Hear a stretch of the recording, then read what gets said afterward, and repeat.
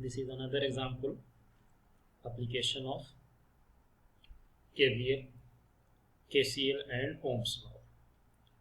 This problem is from the Fitzgerald book. Same type of problem is also available in I.J. Nagrath and D.P. Kothari book. I will solve some problem from that book also. So this problem is problem number 1.24, page number 33.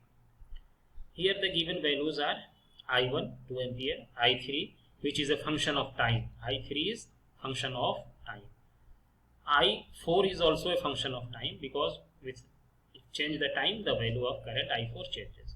We need to find the value of V1, V2, V3, V4, I2 and I5. I5 current is here, I2 is current flowing in the capacitor, this I3 current flowing in the inductor, and voltage across the inductor is V3 and its inductance value is twice Henry, 2 Henry. So we have to calculate these values. So one thing is very interesting and very important to note that here current is flowing in this direction. It is given in question, in this direction current is flowing. So here it will be positive and here it will be negative. It is fixed. Here current also going in down direction, so positive will be here and negative will be here. This is universal rule, you have to keep it in mind. So positive will be here, negative will be here. Positive and negative is decided by the flow of direction of current. Here again current flow in this direction, so positive is here, negative is here. Means entry point is positive and leaving point of the current is negative. Same thing, I3 is flowing here, so positive is here, negative is here. So one very interesting thing, I have told you why to take voltage drop as positive. Voltage drop, I have told you, take voltage drop as positive because it will reduce some burden to solve the problem. So any type of problem you can solve using Kirchhoff current law, Kirchhoff voltage law in the network analysis circuit. So you see here, you can go anyway, either clockwise means like this, you can take path like this, or you can go in anti-clockwise. Once the direction of current is assigned, here direction of current is assigned, so you can move in any direction, either in clockwise direction or in anti-clockwise direction. It will not affect your result. So you can use either clockwise direction or anti-clockwise direction without any error. So suppose I use the closed path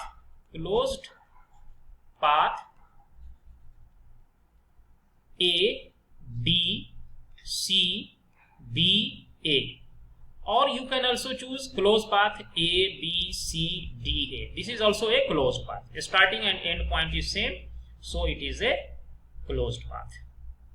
We can choose like this. So in this case, what we'll do, the problem is that the voltage drop is taken as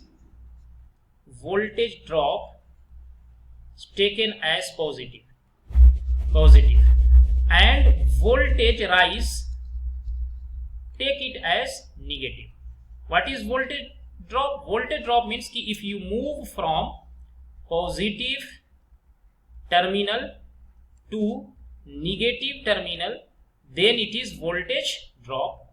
If you move from negative terminal to positive, then it is voltage rise. So voltage rise you have to take it negative. Let us make this convention for all the solving problem using Kirchhoff current law and Kirchhoff voltage law. So you see here, if you start moving from A and going to D, from A to D, your first point is positive. So if your entering point is positive, write it positive. Now you forget whether voltage is rise or drop, but here you see it is voltage drop. So voltage drop is taken as positive convention. So your entry point is positive, so you write it positive. Again going D to C. So you see again your entry point is positive, so you write it as positive, and here its voltage is given as V2. So you write plus V2. Now you reach here. Now you go here. Here your entry point is negative, so you write negative. Here you are again going B to A. Your entry point is negative, so you write it as negative, and it is equal to 0.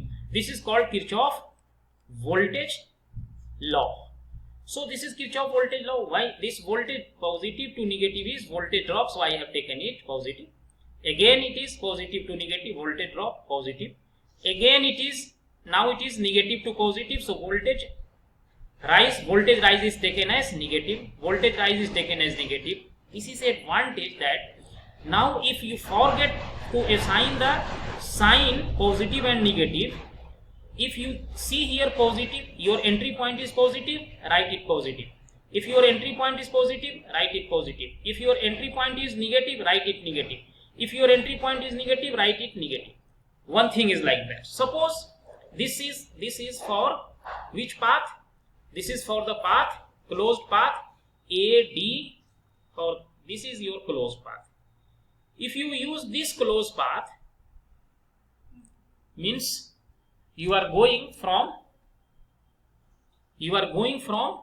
A to B. So going to A to B, what you read? First point is your positive, so write it positive V4.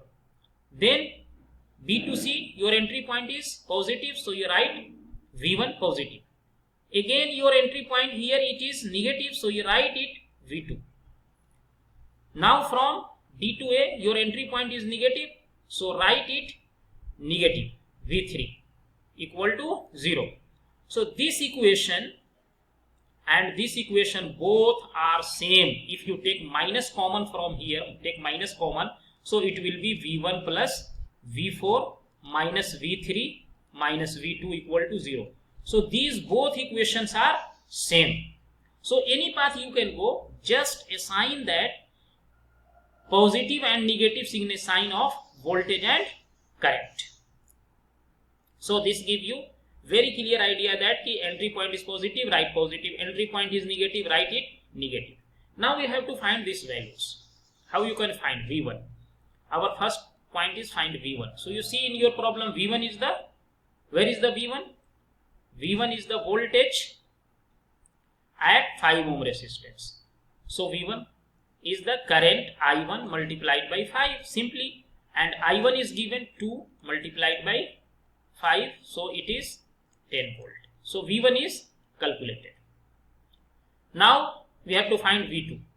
V2, where is V2? V2 is the voltage at this capacitor. So capacitor voltage, we have to find this voltage across the capacitor. So here capacitance value is given. How much capacitance is given? So here V2 we cannot find right now. So to find the value of V2, we have to apply KVL in this equation, then we can find. So to get V2, first what we do, let us find V3 and V4 first. So V3, now you find first V3. V3 is the voltage across the inductor, so it is L di3 by dt. How much L? L is given 2. How much I3 is given? I3 is given 10 e to the power minus 2t. So you just differentiate it. You will get minus 20 e to the power minus 2t, and it will be minus 40 e to the power minus 2t. So V3 is known. Same way we can find also V4. V4 is voltage across the inductor. So it will be L di4 by dt. How much L is there? L is 1 by 2. I4 is how much? I4 is given here 5. So you differentiate it. So after differentiation you will get it minus 10 sine 2t. So it will be minus 5 sine 2t. Now V1 is known, V4 is known, V3 is known. So you can use any of the equation, either equation, this equation number 1 or equation number 2. So V1, V3, V4 are known, so you can find using this equation V2. So let us see how we can find V2. So V2, very easily, just put all these values, you will find the value of V2. So just you put all these values in the equation, V1 plus V4 minus V3 minus V2 equal to 0. So you can put V1 is how much? V1 is 10 plus V4 is how much? V4 is minus 5 sine 2t minus how much? V3? V3 is minus 40 e to the power minus 2t, then minus V2 equal to 0. So this equation gives us the value of V2. V2 you will get, it is equal to 10 minus 5 sine 2t plus 40 e to the power minus 2t. So V2 is known. So V1, V2, V3, V4 all values are known. Now we have to find I2 and I5. So you see, where is I2? You see here, I2 is the current in the capacitor, this capacitor current. So I2 you can write I2 equal to capacitor current, I2 equal to C dV by dV2 by dt. So voltage is known, V2 is calculated, put the value of C. So you can get this value C dV by dt. Now I am getting this value coming here. So V2 is known. So now we can find the value of I2 equal to C dV2 by dt. What is the value of C? Capacitance value is 1 by 5. Capacitance is 1 by 5. And you need to differentiate this V2 with respect to time. So if you differentiate this V2 with respect to time, what you get? Just differentiate it with respect to time. Its differentiation 0 minus it becomes 10 cos 2t, and its differentiation is 80 e to the power minus 2t. So it will, so I2 you will get I2 equal to how much? Divide it by 5. So you will get 2 cos 2t minus 16 e to the power minus 2t. So I2 is calculated. Now we have to find the value of I5. So I5, if you see in the circuit diagram, I5 is nothing but it is the summation of I1 and I2. You see in your circuit diagram, it is summation of I2 and I1. It is summation of I2 and I1. You see here diagram. Yes, here. See, I1 is coming here and I2 is coming here. So this current I1 plus I2 leave out as I5 as per Kirchhoff current law. I1 is coming, I2 is coming, so it will be equal to I5. So just you need to put these two values I1 and I2, you will get the value of I5. So how much is I1? Your I1 is 2 plus I2, just calculated this value, minus 2 cos 2t minus 16 e to the power minus 2t. So this is the value of I5. So now I have calculated all values V1, V2, V3, V4, I2 and I5. This is very interesting question.